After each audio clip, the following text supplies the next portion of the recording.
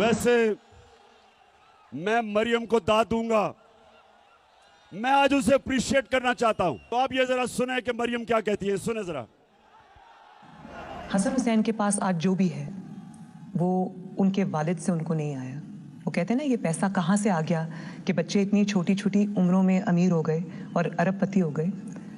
तो मुनीब वो एक अरबपति दादा के पोते हैं, उस अरबपति दादा के पोते हैं जो 1960s और 70s में पाकिस्तान का अमीर तरीन इंसान था। ये जो एसेट्स हैं, ये जो बिजनेस के लिए पैसा है, ये सारा दादा से डायरेक्टली बच्चों को ट्रांसफर हुआ। सुन लिया, ये सुन लिया। मरियम कहती है कि हमारा तो दादा इतना अमीर आदमी था कि हमारे पास तो ये पैसा दादे ने दे दिया।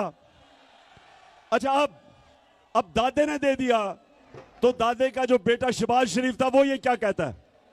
मेरे खानदान को 22 खानदानों में शुमार नहीं होता था।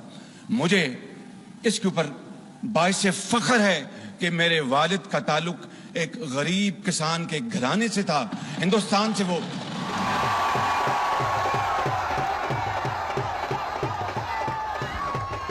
वैसे मैं मरियम को दाद दूंगा, मैं आज उसे अप्रिशिएट करना चाहता हूं। सुने सुने क्यों कि इतना बड़ा झूठ बोलते हुए एक भी मुंह से लाइन इधर उधर नहीं हुई। यानी झूठों का बादशाह बना, इतने सीधे मुंह से मेरा तो दादा बड़ा अमीर आदमी था। वो या तो दादा कोई और था या शहबाज शरीफ। वो शहबाज शरीफ कहता है मेरा बाप गरीब आदमी था, वो कहती है मेरा दादा अरबपति था। अब ये मैं आपको क्यों दिखा रहा हूं? ये इसलिए दिखा रहा हूं मेरी कौम आप समझ जाओ कि 30 साल से आपके मुल्क को लूटा जा रहा है।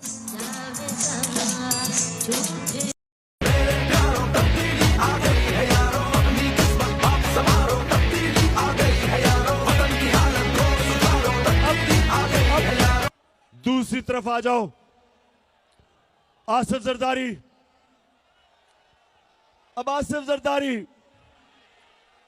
मुल्क की सबसे बड़ी बीमारी हम सब जानते हैं। अब ये सुने, इसने $60 मिलियन जो होता है 13 अरब रुपया इसने स्विट्जरलैंड में रखा हुआ था। मुशर्रफ की हुकूमत ने जब पता चला तो मुशर्रफ की हुकूमत ने कानूनी कार्रवाई की और वो जो पैसा था वो कानूनी कार्रवाई के बाद वो पाकिस्तान को आना था। लेकिन जनरल मुशर्रफ ने इस मुल्क के ऊपर इतना बड़ा जुल्म किया कि इनको दोनों को एनआरओ दे दिया और माफ कर दिया, जबकि जनरल मुशर्रफ का पैसा ही नहीं था माफ करने के लिए। मेरी तरह के लोगों ने शोर मचाया कि कैसे आप माफ कर सकते हैं, पैसा तो कौम का था। तो 13 अरब रुपया इनका माफ हुआ। अब ये जरदारी डर गया, इसने एम्बेसडर को भिजवाया, बर्तानिया से एम्बेसडर को स्विट्जरलैंड भिजवाया, ये तब प्रेसिडेंट था, और इसने वो सारे सबूत खत्म किए। जरा ये देखें, ये स्विट्जरलैंड में ये इंतहाई खुफिया और पुरस्कार ड्रामा जनेवा में उस वक्त मंजर-ए-आम पर आया जब पीर को सुबह 9 बजे वाजिद शमसुल हसन और नैब के सीनियर एहलकार दानिश्वर मलिक जनेवा में पाकिस्तानी हाई कमीशन के सिफारती कार में प्रोसिक्यूटर जनरल के दफ्तर पहुंचे।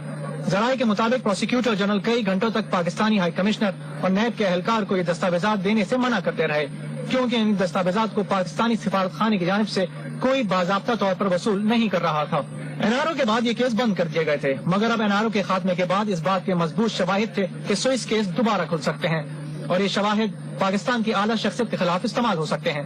इत्तलाआत के मुताबिक जनेवा में हुकूमत पाकिस्तान के साबिक वकील जैक पी से मुकदमात के असल सबूत वापस मांगे गए, जिस पर वकील ने यह कहकर सबूत वापस करने से इनकार कर दिया कि पाकिस्तान की एक आला शख्सियत इन मुकदमात में मुल्जिम है।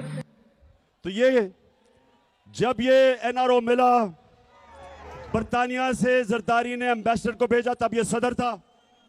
वो जिनीवा गया, उसने सारे सबूत जो आप देख रहे थे, सारे सबूत उठा के, और 13 अरब रुपया जो कौम का चोरी हुआ था, वो सारे सबूत खत्म कर दिए। तो ये जो दो घर हैं, ये जो 30 साल से लूट रहे हैं, इनको दोनों को मुल्क पर मुसल्लत किया गया। और ये जो दो घर हैं, ये पाकिस्तानियों गौर से सुन लें, ये 20 साल एक दूसरे को चोर कहते रहे। 20 साल जरदारी कहता था नवाज शरीफ चोर है, और नवाज शरीफ कहता था जरदारी करप्ट है। 20 साल।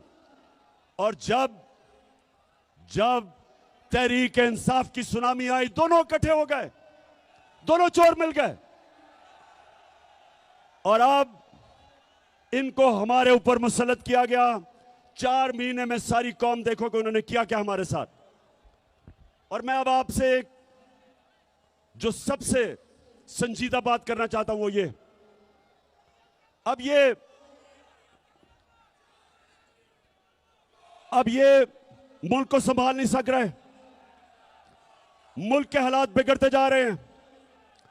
IMF ने भी कह दिया है कि जब तक पाकिस्तान में सियासी इस्तेकाम नहीं होगा, मुल्क के हालात बिगड़ते जाएंगे, माशत नीचे जाती रहेगी, बेरोजगारी बढ़ती जाएगी, महंगाई बढ़ती जाएगी, और पाकिस्तान में इंतशार का डर है, ये IMF कह रहा है। तो सवाल ये होता है कि ये दोनों क्यों इलेक्शंस करवाने से डरते हैं? क्योंकि सिर्फ इलेक्शन की वजह से मुल्क में इस्तेकाम आएगा सियासी।